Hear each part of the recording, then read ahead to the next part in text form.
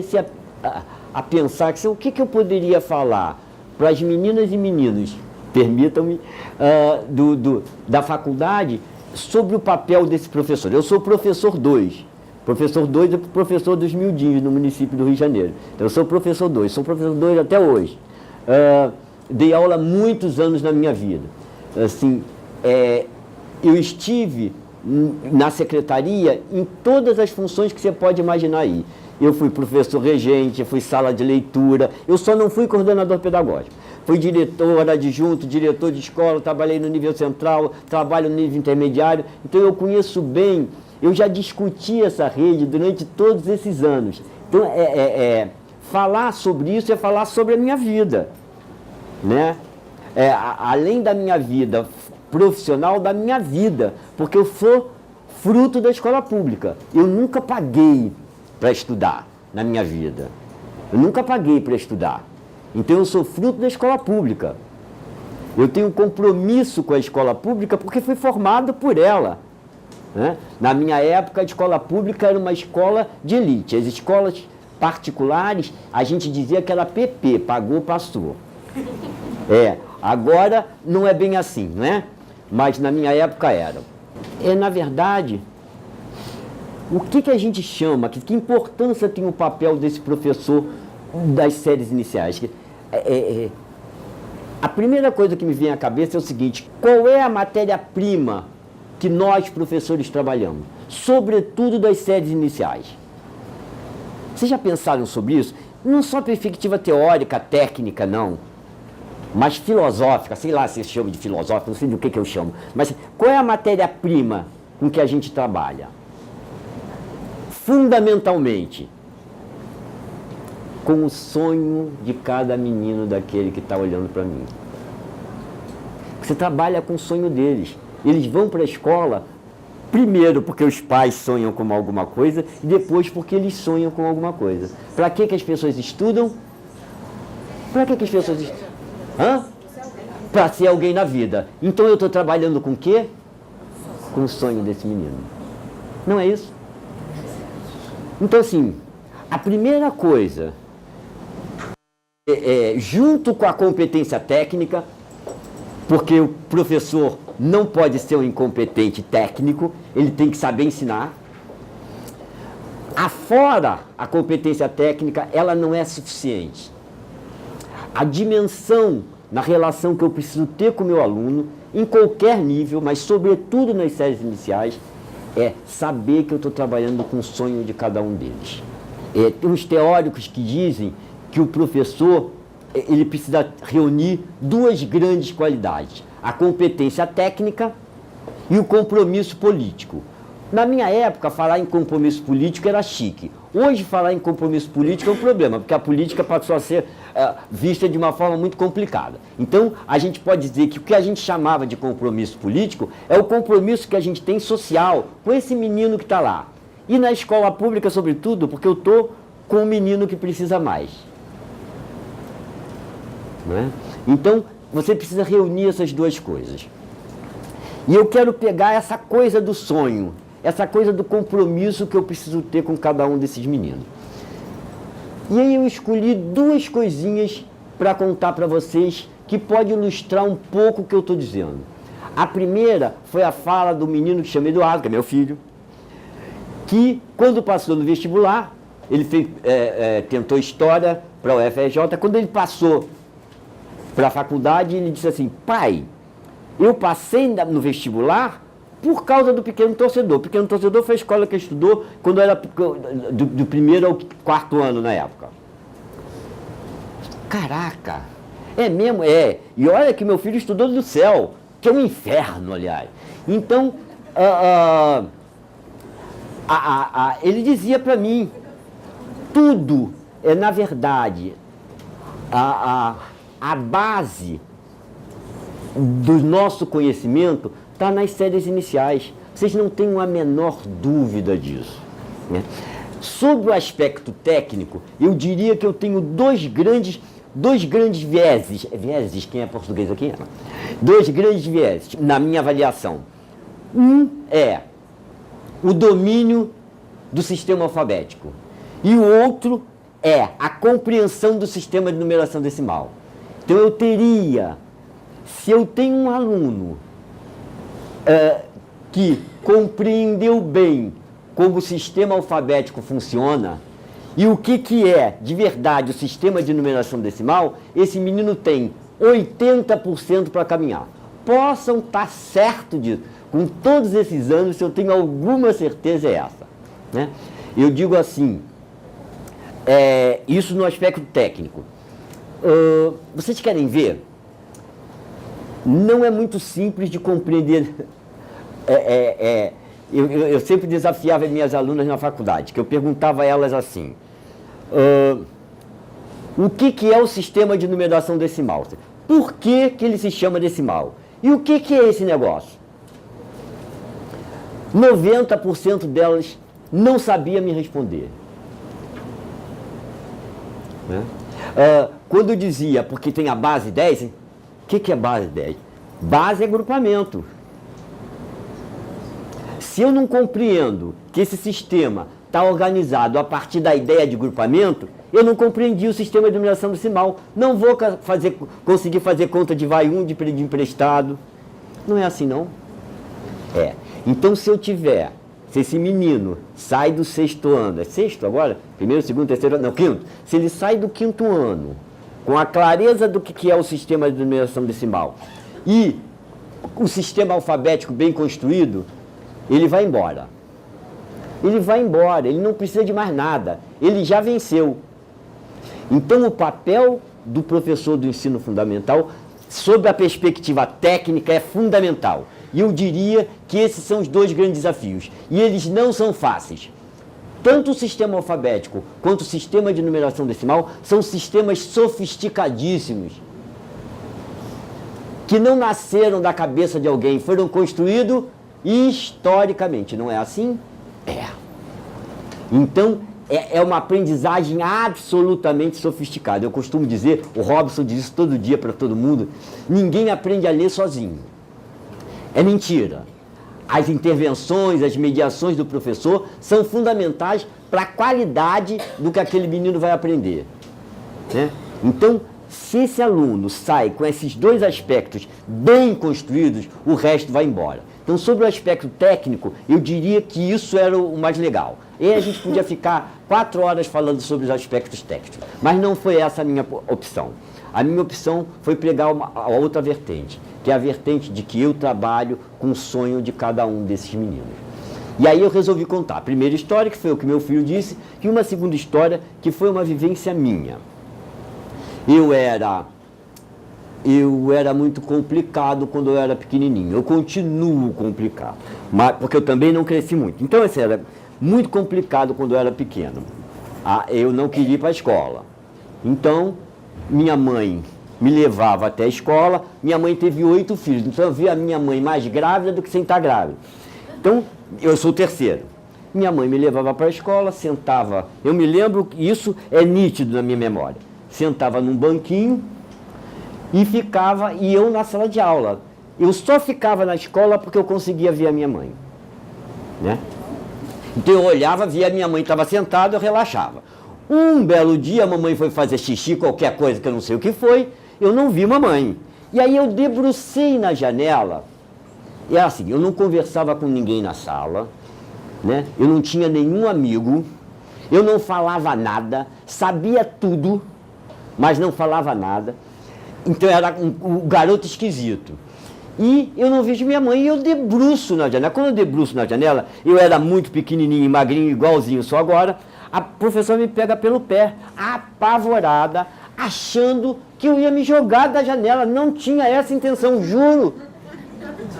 Eu me lembro dessa professora perfeitamente, chamava Leisa. Eu tenho 59 anos, isso aconteceu quando eu tinha 6 anos. Eu me lembro como se fosse hoje.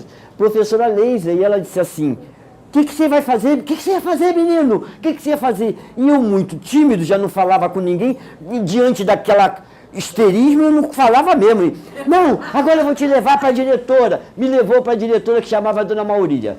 Eu jamais esqueci. Me levou para a Dona Maurília. Fique com este menino, que este menino é maluco.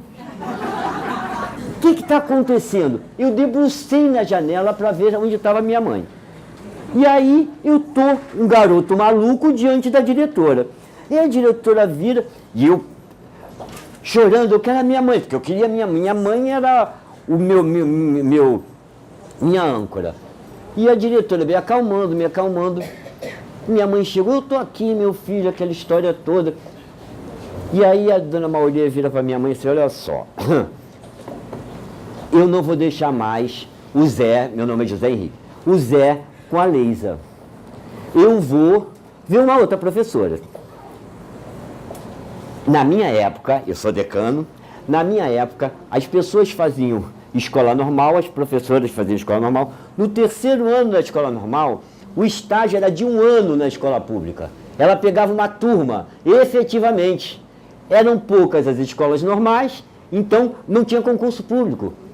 O cara saía do terceiro ano da escola normal, pegava a turma durante 1 ano, no final do ano ele se formava e continuava como professor municipal. Na época não era municipal, porque o município do Rio era estado.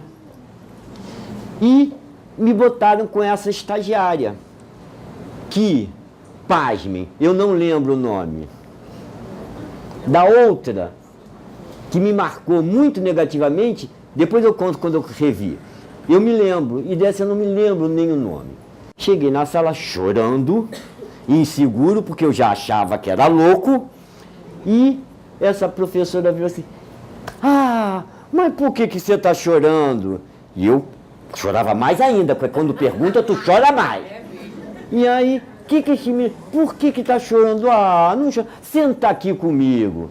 Pegou, me botou no colo dela. Me lembro da fisionomia, de como é que era. Me botou no colo, fica aqui. E a minha mãe queria sair de jeito nenhum, eu queria ir embora. Não, fica aqui só um pouquinho. Se você ficar comigo só um pouquinho, eu deixo você ir com a sua mãe. Aí me botou no colo. Aí eu fui relaxando. Aí ela, eu posso? Você quer que chame sua mãe? Aí ela me tira do colo, bota do lado da cadeira dela. Eu fiquei até o final da aula sem me preocupar com a minha mãe.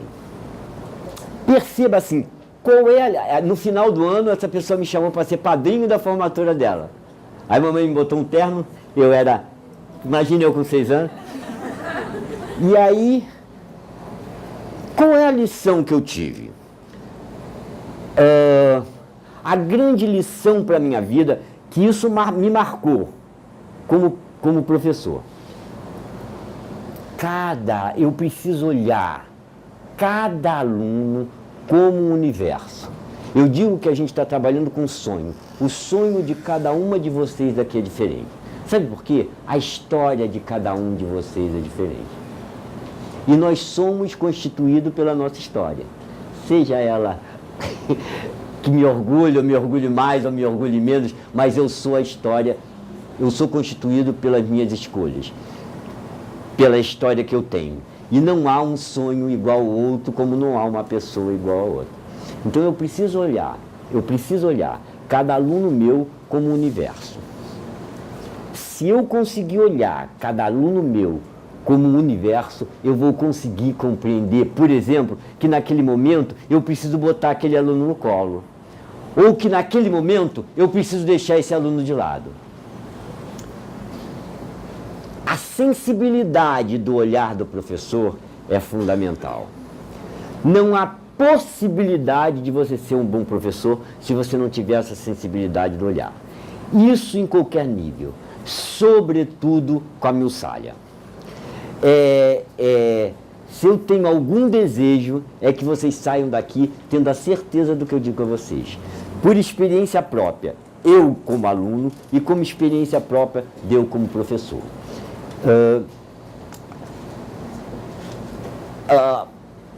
Naquela hora, o que eu precisava foi o que essa professora fez. Tanto que acabou que porque eu ia para o psicólogo mesmo. O psicólogo dizia assim para minha mãe, este menino tem fobia escolar, porque o psicólogo arruma logo um nome bonito. Inventaram o nome para... na verdade, eu era extremamente inseguro. Ficar sem a minha mãe, que era a minha grande salvação, era um problema. E eu só podia ficar sem a minha mãe se eu me sentisse seguro naquele espaço. E essa professora me fez me sentir seguro. Ela percebeu que para eu me sentir seguro, era o acarinhamento. Eu sou pai e aprendi a duras penas que um filho que não é tratado com carinho, certamente não vai ser uma pessoa segura. Porque a segurança é esse menino que saiu cheio de dúvida e chegar em casa, ter alguém que possa dizer para ele que é assim mesmo. Que da outra vez ele vai conseguir melhor do que da primeira. Né? Quem tem filho sabe o que eu estou dizendo. Quando ele erra, eu diria para ele, tu errou, mas eu estou contigo nessa confusão. Então, se pessoa sem carinho é pessoa insegura. São os ciumentos, são os agressivos. O carinho é fundamental para o futuro de todo mundo. E essa professora percebeu isso.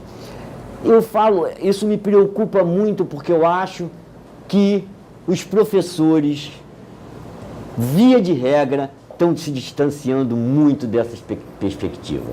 Né?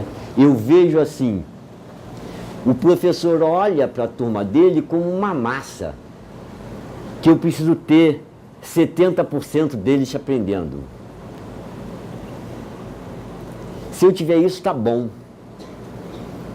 Eu vejo o professor está muito distante disso, por um monte de motivos aí, que a gente pode enumerar até amanhã.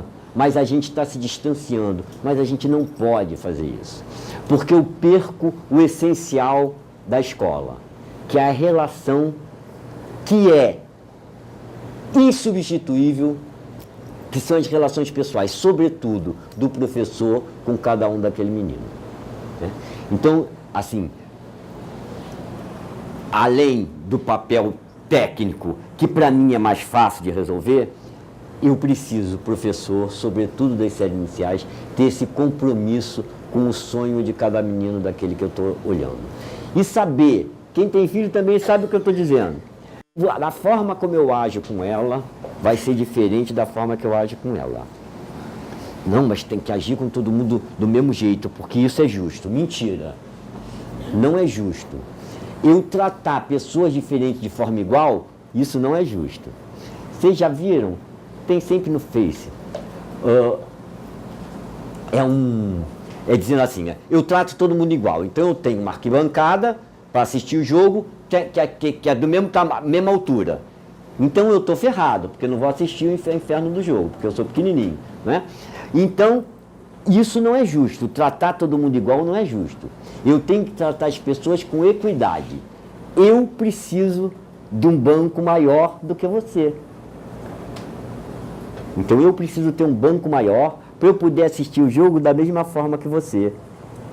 Isso se chama equidade. Eu tenho que tratar os diferentes né, de forma diferente. Quem tem filho sabe disso. Eu ajo com ele, com meu filho de um jeito. Se eu agir da mesma forma que eu ajo com o Eduardo, não resolve quando eu ajo com a Lívia. E são filhos que, em tese, foram criados pelo mesmo pai, pela mesma mãe. Então, a mesma coisa são os nossos alunos. O que aquele menino precisa naquele momento? E foi isso que a professora percebeu, sentiu, e aí agiu desse jeito. É tão impressionante que, assim, passado muitos anos, eu já era professor. Eu sempre fui grevista. Fui numa assembleia de professor, que eu olho na assembleia. Você não é Leisa? Eu sou. Falei, eu sou o Henrique. Ela, tu lembra do maluco que queria pular a janela? Ah, era eu. Não falei mais nada e saí. Né? Quer dizer, me deu raiva dela. Engraçada, pobrezinha.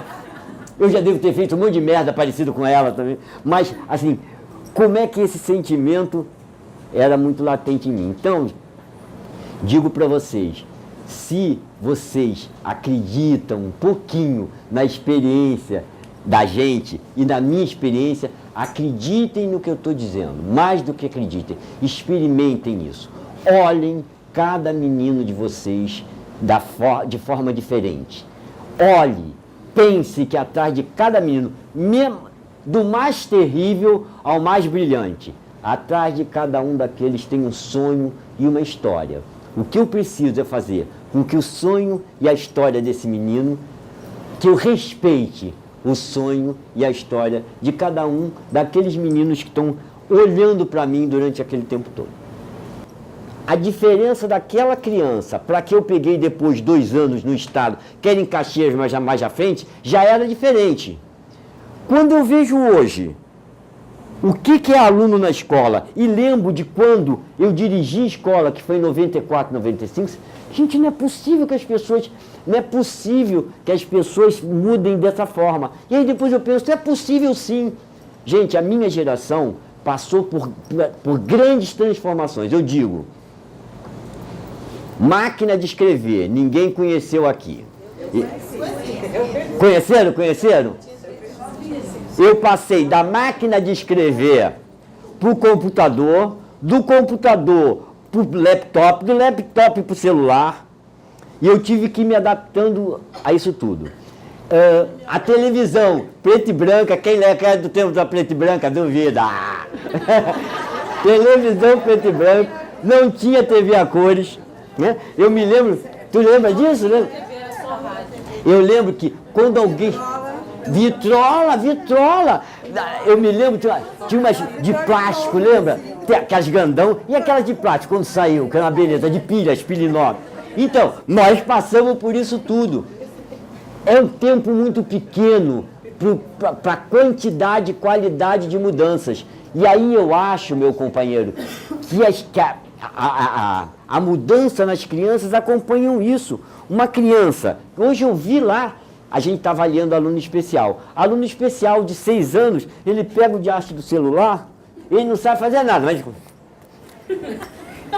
Aí vê o vídeo de uma criança. Não pode se comparar a mim. Ele não vai poder agir, nem olhar o mundo da mesma forma que eu. O meu sogro dizia isso para mim. Henrique, na minha tempo, o carro que andava 20 km por hora, corria pra caramba. Então, como é que essa criança, ela vai olhar o mundo, ela vai agir sobre o mundo de forma diferente. Ela vai ter, por exemplo, uma capacidade de adaptação muito maior do que eu. Porque as coisas para mudar antigamente levavam muito tempo.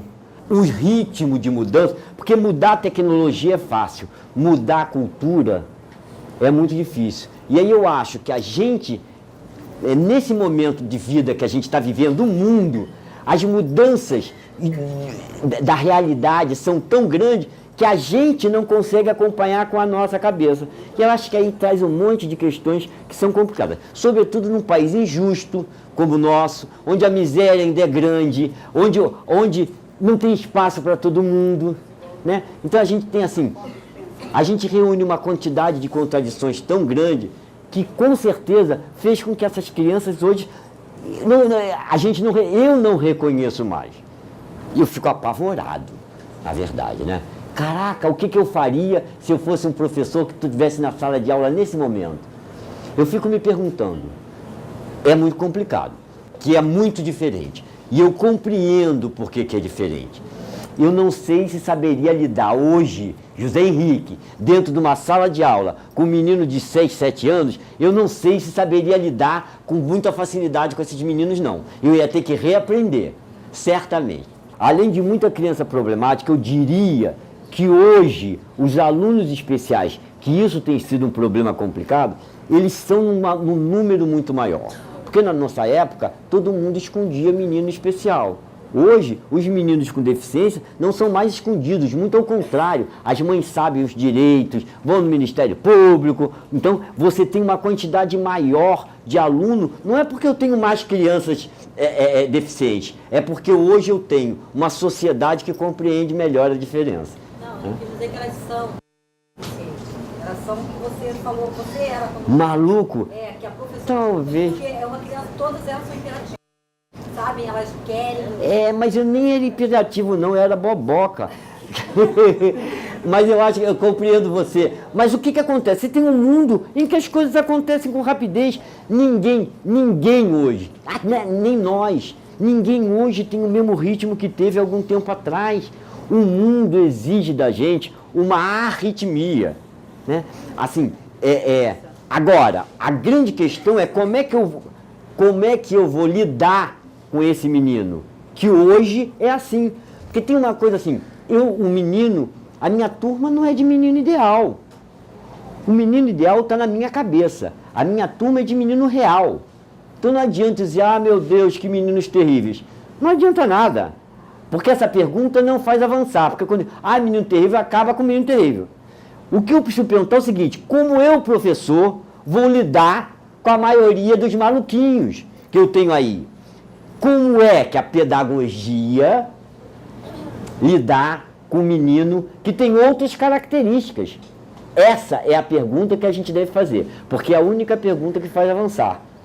Se eu continuar achando, meu Deus, que turmas ruins, turma boa que tinha 20 anos atrás, se eu continuar a pensar isso, o que eu vou fazer com os maluquinhos, que são a maioria? Deixa esses caras todos embora. A professora foi dar uma palestra e deu lá a palestra, falou aquelas montão de coisa que das palestras a gente ouviu muito de bobagem. E uma das professoras, ela falou assim, agora eu quero que vocês façam perguntas para mim. Uma professora escreveu uma pergunta, assim, professora, se você tivesse uma aluna que é filha de prostituta, que não tem o que comer, que é feia, que é não sei o quê, que é não sei o que lá, o que você faria com ela? E a palestrante ficou muito incomodada com aquela pergunta e resolveu pensar sobre isso. E aí ela disse um monte de coisa, mas a coisa que mais me marcou foi quando ela disse o seguinte, se eu tivesse uma aluna dessa, essa é uma aluna que não tem chance no seu grupo de iguais, não é? Que ela é filha de prostituta, é feia, é não sei o quê. Ela não tem espaço social na sua comunidade, ela não é aceita de forma equilibrada em nenhum outro lugar.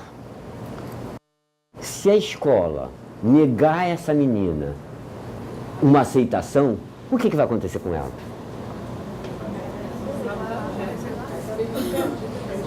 Então, percebam, a escola, ela tem o papel, senão a gente não precisa de escola, ela tem o papel de acolher todas as pessoas, sejam lá as diferenças que sejam. A escola pública é para todo mundo. A escola pública negar receber qualquer pessoa, ela está menos pública do que a gente imagina. É só uma reflexão. Henrique, é fácil isso? Não é fácil de jeito nenhum. Não é nada fácil, mas é preciso. Ok? Eu queria, de verdade, agradecer a cada um de vocês aqui, ficar ouvindo esse montão de bobagem que a gente fala, e quero que todas essas coisas que eu disse aqui não fossem vistas por vocês como uma verdade absoluta, mas que fossem vistas como pontos para refletir. Se vocês começarem a pensar um pouquinho naquilo que eu estou dizendo, eu acho que já estou feliz. Ok? Muito obrigado.